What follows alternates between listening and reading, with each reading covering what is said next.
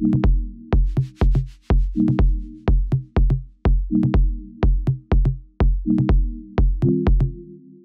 2012 hebben wij onze 4 succesvolle bakkerswinkels gesloten omdat wij ons wilden toeleggen op het creëren van het lekkerste brood ter wereld.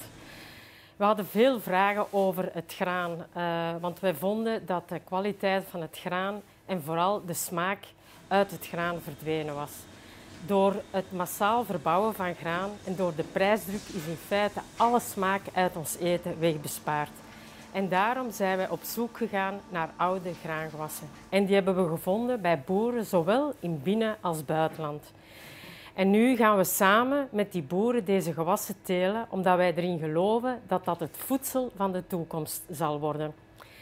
En mijn boodschap is nu: laat ons opnieuw de lokale broodketen, de boer, de molenaar en de bakker op één lijn brengen. Laat ons streven naar voedselsoevereiniteit. Want waarom zouden we moeten brood maken met graan van ver, als je ook heerlijk brood kunt bakken met graan van hier? En net zoals we gezien hebben in de pandemie, afhangen van China voor onze mondmaskers, kunnen we maar beter vermijden. Dus mijn boodschap is: neem het heft in handen en doe handel hier kort bij huis.